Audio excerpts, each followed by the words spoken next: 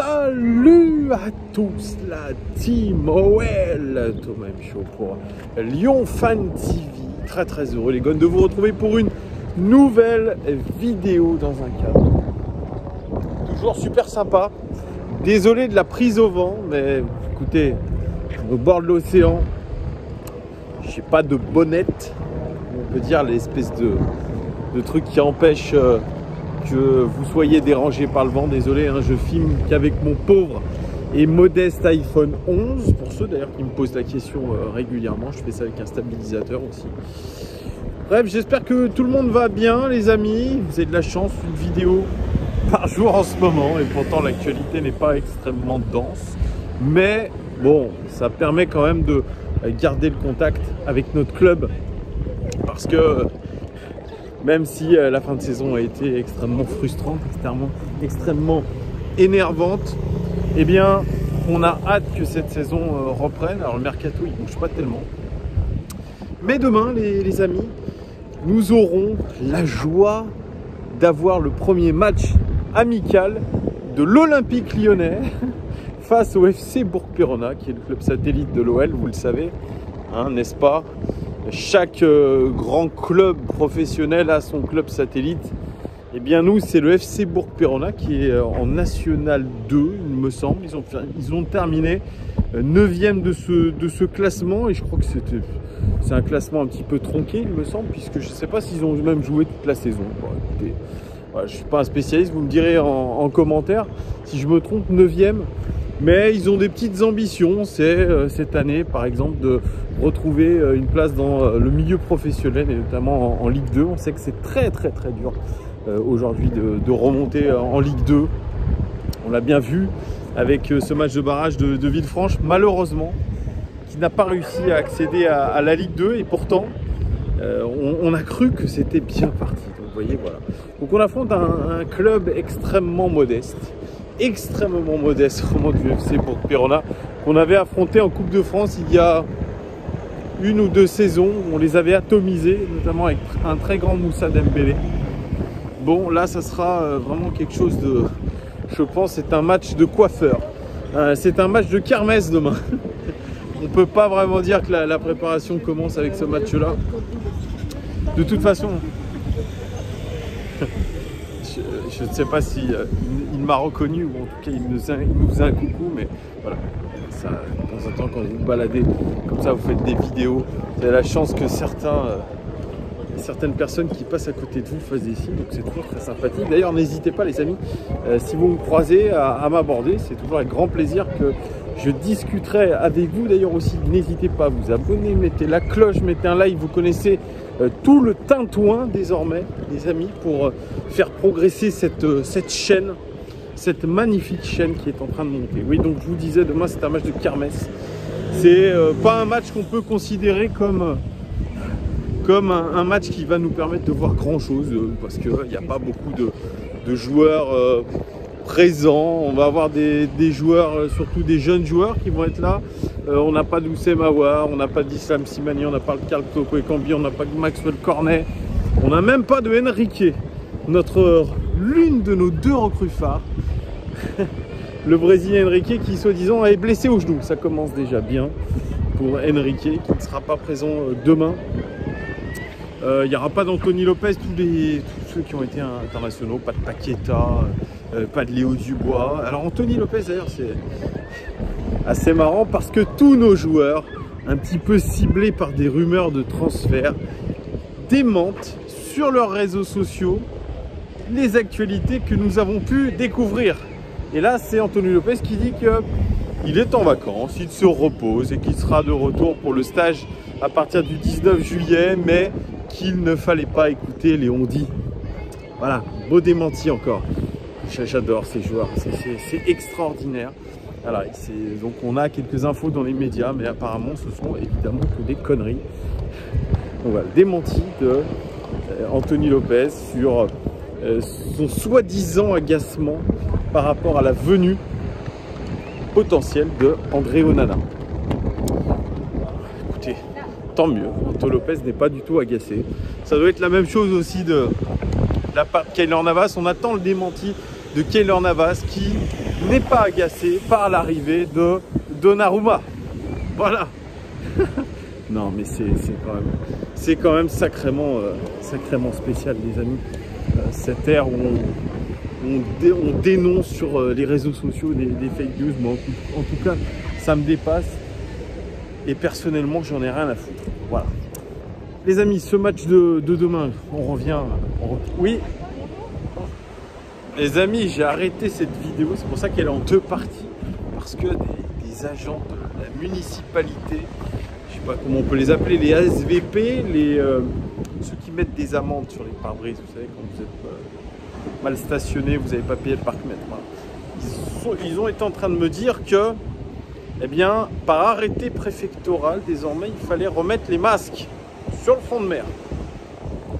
Les gars, faites-vous vacciner, vraiment. J'adore. Vous êtes vaccinés, on vous dit que le variant Delta arrive, 4e vague, hop, même ceux qui sont vaccinés, gros masques, etc. On recommence, bref, c'est une histoire sans fin qui nous attend. Et je crois qu'on n'est pas prêt de se retrouver au stade, les amis. C'est mon petit doigt qui me dit ça, que nous sommes encore prêts à une nouvelle saison avec personne dans les tribunes, voilà. Bref, j'étais en train de vous parler de toute façon de quelque chose d'aussi folklorique de ce que je viens de vivre, qui est le match de demain face au FC Bourg-Péronne. C'est un match de kermesse, comme je vous l'ai dit. Est-ce qu'on pourra tirer des conclusions demain de quoi que ce soit, ou peut-être que la seule, je dirais le seul intérêt de regarder ce match-là, déjà, c'est de retrouver notre équipe, de voir un petit peu si nos joueurs sont prêts pour ceux qui vont débuter, qui sont déjà dans l'état d'esprit que veut Peter Bosz, voir aussi quelles vont être les consignes de Peter Bosz, qu'est-ce qu'il veut mettre en place, quelles sont les bribes d'enseignement tactique que Peter Bosz va mettre en place. Ça, c'est peut-être ça le seul vrai intérêt de ce match. On verra comment les jeunes se mettre dans ce projet-là. En tout cas, leur degré de motivation, c'est ça moi qui va m'intéresser. Il y aura probablement plusieurs changements. Peut-être qu'on aura l'occasion de voir 2 équipes complètement différentes par mi-temps. Moi, j'attends de voir un petit peu ça. Voilà, l'état d'esprit surtout. Voir peut-être comment Ryan Cherki se met dans ce schéma tactique. Voir un petit peu où il veut faire évoluer nos joueurs, à quel poste il veut les faire évoluer. Moi, c'est ça qui m'intéresse. Juste ça qui m'intéresse sur ce match-là. A priori, on devrait gagner largement. Si ce n'est pas le cas, c'est inquiétant. Mais voilà, c'est tout ce que moi je veux voir de ce match. C'est déjà retrouver notre équipe. Voir un petit peu si nos jeunes sont déjà au niveau. Bien sûr, la préparation, elle a commencé depuis une semaine. Hein. On va leur demander non plus monts et merveilles, mais face à une équipe de National 2, j'estime que normalement, on n'a pas besoin d'une préparation dantesque pour être au niveau. J'attends de voir vraiment dans quel système de jeu va faire évoluer nos joueurs, notre nouvel entraîneur Peter Bosz. Vraiment, voir leur poste, voir un petit peu ce qui a été travaillé, notamment ce qui a l'air d'avoir été travaillé, parce que c'est pareil, j'assiste pas aux entraînements, mais peut-être cette phase de pressing notamment, voir un petit peu si les concepts commencent à être assimilés. C'est important de voir tout ça.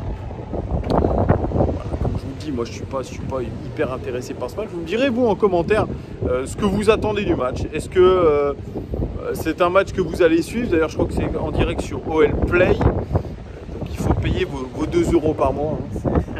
Et oui, payez vos 2 € par mois pour voir l'actualité de l'OL, pour voir quelques matchs. Toute la préparation sera sur OL Play, les amis. Donc dites-moi vous en commentaire ce que vous attendez de ce match, ce que vous allez voir aussi.